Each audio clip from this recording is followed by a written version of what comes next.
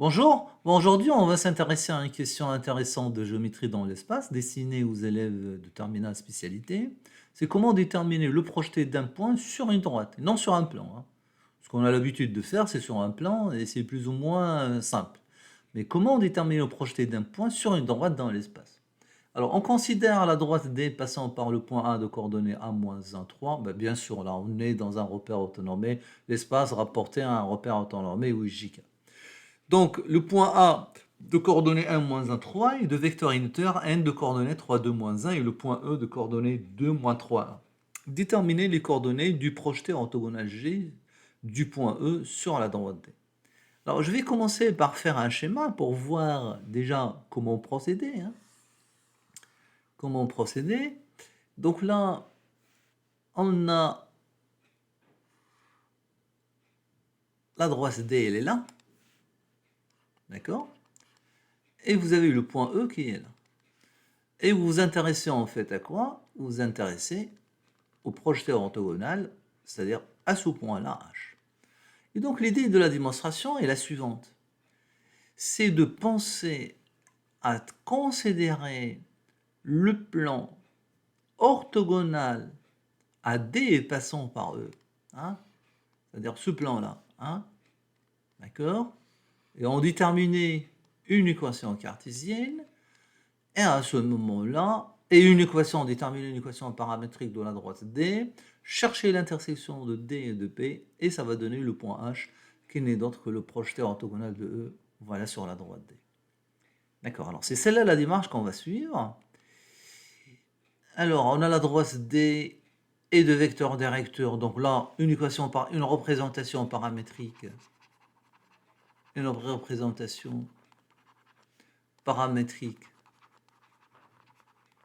paramétrique de D et donc voilà, x égale y égale z égale. Donc je mets en premier les coordonnées de points, donc il passe par A. Donc 1 moins 1 plus 3. Puis là, je mets t fois le vecteur directeur. Donc là, plus 3t, plus 2t, moins t. Alors comme j'ai dit, alors soit P maintenant, le plan orthogonal à D, voyez, on a plusieurs, mais passons par eux. Passons par eux. Alors, vu que le n, le u, il est là, ça va être le vecteur directeur, un vecteur directeur de D, ça va être un vecteur normal. Alors, u est normal à P. Donc, une équation cartésienne de ce plan P là, est de la forme 3x plus 2y moins z plus d égale à 0. Et on va déterminer D par la condition que le point E appartient en fait à ce plan-là.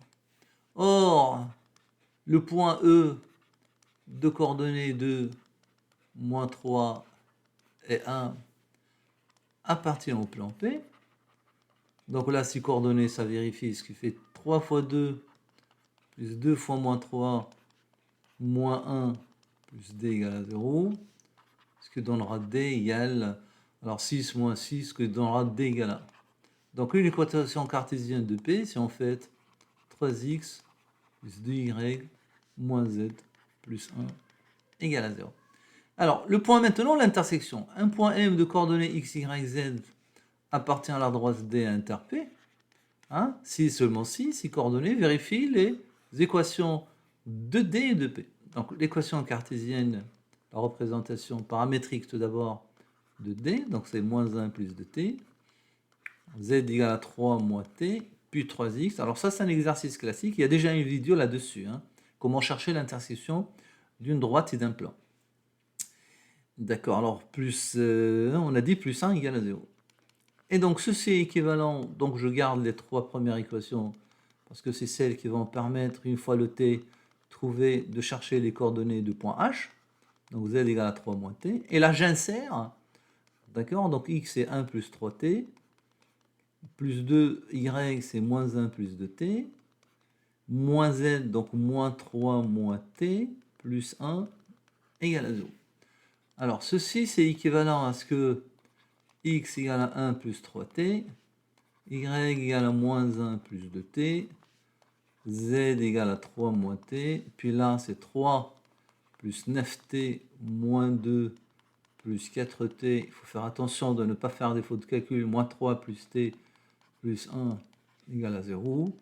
Ce qui est équivalent à ce que x égale à 1 plus 3t, y égale à moins 1 plus 2t, z égale à 3 moins t. Puis là, alors 9t plus 4t, ça fait 13t, ça fait 14t.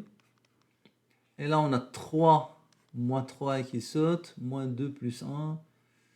Donc, égale à 1. Ben, j'espère que je n'ai pas fait de faute de calcul. Donc là, t égale à 1 sur 14. Ce qui donne x égale à 1 plus 3 fois 1 sur 14. Y égale à moins 1 plus 2 sur 14.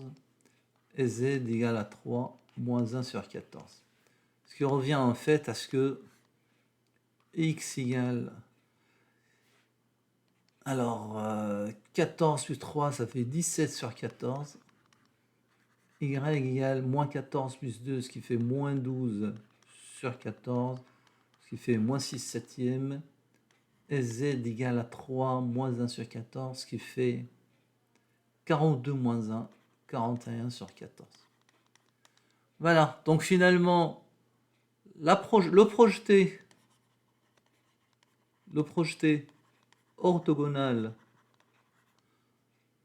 G de E sur la droite D et le point dans les coordonnées. Bah, si j'ai pas fait de faute de calcul, hein, mais la démarche c'est exactement celle-là.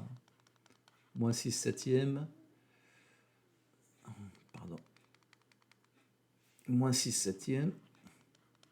Et puis 41 sur 14. Voilà, je vous remercie. À bientôt.